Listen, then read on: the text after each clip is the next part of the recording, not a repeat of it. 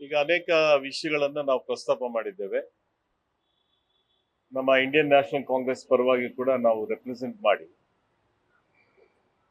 ಮತ್ತೆ ವೋಟರ್ ಹಂತದಲ್ಲಿರುವಂತ ಕೆಲವು ಸಮಸ್ಯೆಗಳನ್ನು ಕೂಡ ಅವ್ರ ಗಮನಕ್ಕೆ ನಾವು ತಂದಿದ್ದೇವೆ.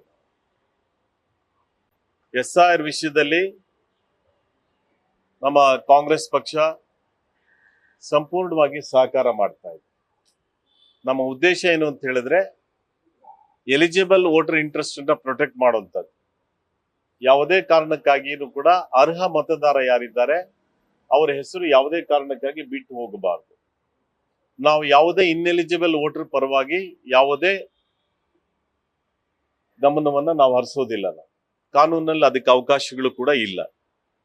ಉದ್ದೇಶ ಏನು ಅಂತ ಹೇಳಿದ್ರೆ ಇದು ಡೆಮಾಕ್ರೆಟಿಕ್ ಪ್ರೋಸೆಸ್ ಅನ್ನು ಕೂಡ ಸ್ಟ್ರೆಂಥನ್ ಮಾಡ್ತಕ್ಕಂಥದ್ದು ನಮ್ಮ ಉದ್ದೇಶ. ಬೇಸಿಕ್ ಆಗಿ ವೋಟರ್ ಇಸ್ ಸುಪ್ರೀಂ. ವೋಟರ್ ಕೊಡುವಂತ ಮಾಹಿತಿಗಳ ಆಧಾರದ ಮೇಲೆ ಎಲೆಕ್ಷನ್ ಕಮಿಷನ್ ಅವರು ಕೂಡ ತೀರ್ಮಾನಗಳನ್ನ ತೆಗೆದುಕೊಳ್ಳುವಂಥದ್ದು. ಮತ್ತೆ BLO ಹಂತದಲ್ಲಿ ಏನಿದ್ದಾವೆ ಅವ್ರಿಗೆ ಇನ್ನೊಂದಷ್ಟು ಟ್ರೈನಿಂಗ್ ಅನ್ನು ಕೊಡಿ ಅನ್ನುವಂತ ಮಾತನ್ನು ನಾವು ಹೇಳಿದ್ದೇವೆ. ಅವರು ಕೆಲವು ಗ್ರೌಂಡ್ ರಿಯಾಲಿಟೀಸ್ ಅನ್ನು ಕೂಡ ಅವರು ಹೇಳಿದ್ದಾರೆ. ಮತ್ತೆ ರಿಲೇಶನ್ಶಿಪ್ ಸಂಬಂಧಗಳ ಬಗ್ಗೆನೂ ಕೂಡ ಕೆಲವು ಗೊಂದಲಗಳಿವೆ. ಆ ಸಂಬಂಧಗಳನ್ನು ಬರೆಯುವಾಗ ತಂದೆ ತಾಯಿ ಅಥವಾ ಅಜ್ಜಿ ತಾತ ಇಷ್ಟನ್ನೇ ಬರಿಬೇಕು ಅನ್ನೋಂಥದ್ದನ್ನ ಅವರು ಮೇಡ್ ಇಟ್ ವೆರಿ ಕ್ಲಿಯರ್. ಅದನ್ನ ಅವರು ಕೂಡ ಪ್ರೆಸ್ ಮೀಟ್ ಅಲ್ಲಿ ಹೇಳ್ತೀನಿ ಅನ್ನೋ ಮಾತನ್ನ ಅವರು ಕೂಡ ಹೇಳಿದ್ದಾರೆ. ಮತ್ತೆ ಅನೇಕ ಕಡೆ ಕನ್ನಡ ಸಂದರ್ಭದಲ್ಲಿ ಅಥವಾ ಕನ್ನಡ ಭಾಷೆ ಬರೆದಾಗ ಅಥವಾ ಇಂಗ್ಲಿಷ್ ಭಾಷೆ ಬರೆದಾಗ ಸ್ಪೆಲ್ಲಿಂಗ್ ಮಿಸ್ಟೇಕ್ಗಳು ಕೂಡ ಬರ್ತವೆ. ಇದ್ರ ಬಗ್ಗೆನೂ ಕೂಡ ಗೊಂದಲಗಳನ್ನ ಬಗೆಹರಿಸಬೇಕು ಅಂತ ಹೇಳಿದ್ದೇವೆ. ಯಾಕಂತ ಹೇಳಿದ್ರೆ ಸಣ್ಣ ಪುಟ್ಟ ಮಿಸ್ಟೇಕ್ಸ್ ಆದಾಗ ಆ ಕಾರಣಕ್ಕೋಸ್ಕರನೇ ಅವನು ವೋಟರ್ ಲಿಸ್ಟ್ ಇಂದ ಹೋಗಬಾರ್ದು. ಸೊ ಇದನ್ನು ಕೂಡ ಸ್ಪಷ್ಟ ಮಾಡಿದ್ದೇವೆ. ಇದನ್ನು ಕೂಡ ಕರೆಕ್ಟ್ ಮಾಡ್ಕೊಳ್ಬೇಕು ಅಂತ ಹೇಳಿ. ಆಮೇಲೆ ರೆಂಟಲ್ ಹೌಸಸ್ ಇರ್ತಾರೆ. ಈಗ ಕೆಲವು ವರ್ಷಗಳ ಹಿಂದೆ ಒಂದು ಮನೆಯಲ್ಲಿ ಇರ್ತಾರೆ ಮತ್ ಮನೇನ ಬೇರೆ ಕಡೆ ಶಿಫ್ಟ್ ಮಾಡ್ಕೊಂಡಿರ್ತಾರೆ. ಆದ್ರೆ ಎನ್ಯುಮರೇಷನ್ ಫಾರಂ ಕೊಡುವಾಗ ಅವನಿಗೆ ಹಳೆ ಮನೆಯಲ್ಲಿ ಕೊಡ್ತಾರೆ. ಇದಕ್ಕೇನ್ ಸಮಸ್ಯೆ ಅನ್ನೋಂಥದ್ರ ಬಗ್ಗೆನೂ ಕೂಡ ಅವ್ರ ಗಮನ ಹರಿಸಿದ್ದೇವೆ ನಾವು.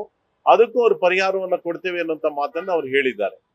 ಮತ್ತೆ ಯಾರು ಮೃತರಾಗಿದ್ದಾರೆ ಅವರು ವೋಟರ್ನ ತೆಗಿಲೇಬೇಕಾಗತ್ತೆ. ಯಾಕಂತ ಹೇಳಿದ್ರೆ ಅದು ಮಾಡ್ಲೇಬೇಕಾಗಿರುವಂತ ಇಂಟೆನ್ಸಿವ್ ರಿವಿಷನ್ ಉದ್ದೇಶ ಇದೆ. ಮತ್ತೆ 2-3 ಕಡೆ ಹೆಸರುಗಳೇನಾದ್ರೂ ನೋಂದಾಯಿಸಿಕೊಂಡಿದ್ರೆ ಅದನ್ನು ಕೂಡ ತೆಗಿಲಿಕ್ಕೆ ಯಾರದೇನು ತಕರಾರಿಲ್ಲ, ಅದನ್ನು ಕೂಡ ತೆಗಿಲೇಬೇಕಾಗತ್ತೆ. ಹೀಗೆ ಹಲವಾರುಗಳ ಸಲಹೆಗಳನ್ನ ನಾವು ಅವರಿಗೆ ಕೊಟ್ಟಿದ್ದೇವೆ.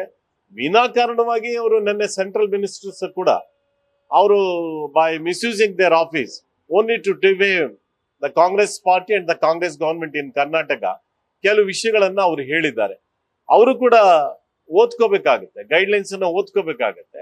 ಸೆಂಟ್ರಲ್ ಎಲೆಕ್ಷನ್ ಕಮಿಷನ್ ಅಲ್ಲಿ ಅಧಿಕಾರಿಗಳು ಕೆಲಸ ಮಾಡ್ತಾ ಇರುವಂತದ್ದು. ರಾಜ್ಯ ಸರ್ಕಾರದ ಆದೇಶದ ಮೇಲೆ ಚುನಾವಣಾ ಅಧಿಕಾರಿಗಳು ಕೆಲಸ ಮಾಡ್ಲಿಕ್ಕೆ ಬರೋದಿಲ್ಲ.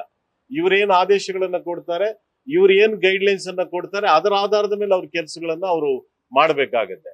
ಸೊ ಫಾರ್ ಇಂಟೆನ್ಸಿವ್ ರಿವಿಷನ್ ಸಂಬಂಧಪಟ್ಟಾಗೆ ಕರ್ನಾಟಕದ ಸರ್ಕಾರದ ಮುಖ್ಯಮಂತ್ರಿಗಳಾದಂತ ಶ್ರೀಯುತ DK ಶಿವಕುಮಾರ್ ಅವರು ಕೂಡ ಸ್ಪಷ್ಟ ಮಾಡಿದ್ದಾರೆ.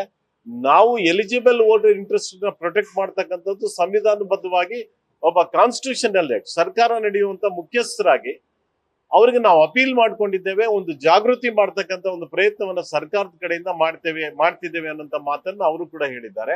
ಅದರ ಜೊತೆಗೆ ಹರಿಪ್ರಸಾದ್ ಅವರು ಕರ್ನಾಟಕ ಪ್ರದೇಶ ಕಾಂಗ್ರೆಸ್ ಸಮಿತಿ ಅಧ್ಯಕ್ಷರಾಗಿ ಕೂಡ ಹೌದು ಮತದಾರರ ಜಾಗೃತಿ ಮಾಡ್ತಕ್ಕಂಥದ್ದು ಒಂದು ರಾಜಕೀಯ ಪಕ್ಷದ ಹಕ್ಕು ಮತ್ತು ಜವಾಬ್ದಾರಿ. ಇಲ್ಲಿ ಯಾಕಂತ ಹೇಳಿದ್ರೆ ರಾಜಕೀಯ ಪಕ್ಷಗಳೇ ಮುಖ್ಯ ಅಲ್ವಾ. ಈಗ ಚುನಾವಣೆಗಳು ಹೋಗೋರು ಯಾರು? ಅಭ್ಯರ್ಥಿಗಳನ್ನ ಹೇಳೋರು ಯಾರು? ರಾಜಕೀಯ ಪಕ್ಷಗಳು. ಹಾಗಾಗಿ ನಾವು ಜನರಲ್ಲಿ ಜಾಗೃತಿಯನ್ನ ತರುವಂತದ್ರ ಜೊತೆಗೆ ನಮ್ಮ ಹಿತೈಷಿಗಳು ಯಾರಿದ್ದಾರೆ, ಬೆಂಬಲಿಗರು ಯಾರಿದ್ದಾರೆ ಅವರಿಗೆ ನೆರವಾಗುವಂತದ್ದು ಮತ್ತು ಅವರಿಗೂ ಕೂಡ ನಾವು ಜಾಗೃತರನ್ನಾಗಿ ಮಾಡ್ತಕ್ಕಂಥದ್ದು ಕೂಡ it's A responsibility, right and responsibility of all the political parties.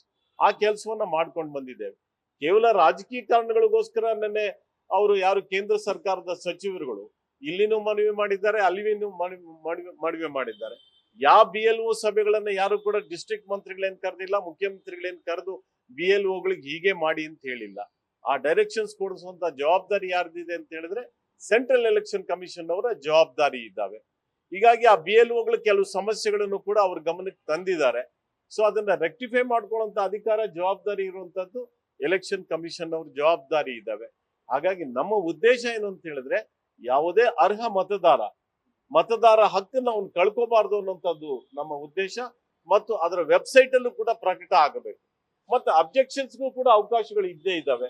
ಆ ಸಂದರ್ಭದಲ್ಲೂ ಕೂಡ ಸರಿಪಡಿಸ್ಕೊಳ್ಬೇಕು. ಸಾಧ್ಯವಾದಷ್ಟು ಕೂಡ ಡ್ರಾಫ್ಟ್ ವೋಟರ್ ರೋಲ್ ಅನ್ನ ಪಬ್ಲಿಷ್ ಮಾಡುವಂತ ಸಂದರ್ಭದಲ್ಲೇ ಹೆಚ್ಚು ಸರಿಯಾಗಿ ಬಂದ್ಬಿಟ್ರೆ ಅಬ್ಜೆಕ್ಷನ್ಸ್ಗೆ ಅವಕಾಶಗಳು ಇರೋದಿಲ್ಲ. ಆದ್ರೂ ಕೂಡ ಏನಾದ್ರೂ ಅಲ್ಲೊಂದು ಇಲ್ಲೊಂದು ಅಬ್ಜೆಕ್ಷನ್ಸ್ ಇದ್ರೆ ಅದನ್ನು ಕೂಡ ಗಮನ ಹರಿಸ್ತೇವೆ ಅನ್ನೋಂಥ ಮಾತನ್ನ ಅವರು ಹೇಳಿದ್ದಾರೆ ಅವರು. ಹೀಗಾಗಿ ನಾವು ಇಂಡಿಯನ್ ನ್ಯಾಷನಲ್ ಕಾಂಗ್ರೆಸ್ ಏನಿದೆ SIR ಅನ್ನ ವಿರೋಧ ಮಾಡ್ತಾ ಇಲ್ಲ. ಯಾಕಂತ ಹೇಳಿದ್ರೆ ಇಂಟೆನ್ಸಿವ್ ರಿವಿಷನ್ ರೋಲ್ ಪ್ರಾರಂಭ ಆಗಿದೆ ಪಂಡಿತ್ ಜವಾಹರ್ಲಾಲ್ ನೆಹರು ಅವ್ರ ಕಾಲದಲ್ಲಿ, 10 ಸಾರಿ ಈ ದೇಶದಲ್ಲಿ ಆಗಿದೆ. ಹಾಗಿದ್ರೆ ಇವ್ರಿಗೆ ಆಸಕ್ತಿ ಇದ್ದಿದ್ರೆ ಬಿಜೆಪಿಯವರಿಗೆ ಅಥವಾ ಗವರ್ಮೆಂಟ್ ಆಫ್ ಇಂಡಿಯಾದವರಿಗೆ, NDA ಸರ್ಕಾರಕ್ಕೆ 2014-15 ಸ್ಪೆಷಲ್ ಇಂಟೆನ್ಸಿವ್ ರಿವಿಷನ್ ಮಾಡಬೇಕಾಗಿತ್ತು. ಪ್ರತಿ 10 ವರ್ಷಗಳಿಗೊಮ್ಮೆ ಇಂಟೆನ್ಸಿವ್ ರಿವಿಷನ್ ರೋಲ್ ಅನ್ನ ಮಾಡಬೇಕಾಗತ್ತೆ. ಇವ್ರು ಮಾಡ್ಲಿಲ್ಲ. ಯಾಕೆ ಮಾಡ್ಲಿಲ್ಲ? ಅದಕ್ಕೆ ಇವತ್ತವರೆಗೂ ಕೂಡ ಉತ್ತರ ಹೇಳಲಿ. 2020 ವರ್ಷ ಆದ್ಮೇಲೆ ಜ್ಞಾಪಕ ಮಾಡ್ಕೊಂಡಿದ್ದಾರೆ. 2004ರಲ್ಲಿ ಇಂಟೆನ್ಸಿವ್ ರಿವಿಷನ್ ಮುಕ್ತಾಯ ಆಗಿದ್ದು. ಹಾಗಾಗಿ ಇದೆಲ್ಲವನ್ನು ಕೂಡ ಸಾರ್ವಜನಿಕರ ಹಿತದೃಷ್ಟಿಯಿಂದ, ಮತದಾರರ ಹಿತದೃಷ್ಟಿಯಿಂದ, ಸಂವಿಧಾನದ ಹಿತದೃಷ್ಟಿಯಿಂದ ನಾವುಗಳು ಕೂಡ ಮಾಹಿತಿಗಳನ್ನ ಹೇಳಿದ್ದಾರೆ. ಕೇವಲ ರಾಜಕಾರಣದ ತೇಜೋವಧೆ ಮಾಡ್ಲಿಕ್ಕೋಸ್ಕರನು ಕೂಡ ಇದನ್ನು ಉಪಯೋಗ ಮಾಡ್ಕೊಳ್ತಕ್ಕಂಥದ್ದು ಸರಿಯಾದ ರೀತಿ ಅಲ್ಲ. ಮತದಾರರ ಹಕ್ಕು ಮತ್ತು ಪ್ರಜಾಪ್ರಭುತ್ವದ ವ್ಯವಸ್ಥೆಯನ್ನು ಬಲಪಡಿಸೋ ಕಾರಣಕ್ಕಾಗಿ ಈ ಮಾಹಿತಿಗಳನ್ನ ನಾವು ಶೇರ್ ಮಾಡ್ಕೊಂಡಿದ್ದೇವೆ. Thank you. ಎಲ್ಲರಿಗೂ ನಮಸ್ಕಾರ. Thank you. ನ್ಯೂಸ್ ಫಸ್ಟ್, ನಿರ್ಭೀತಿಯಿಂದ ನಿಮ್ಮ ಪರವಾಗಿ.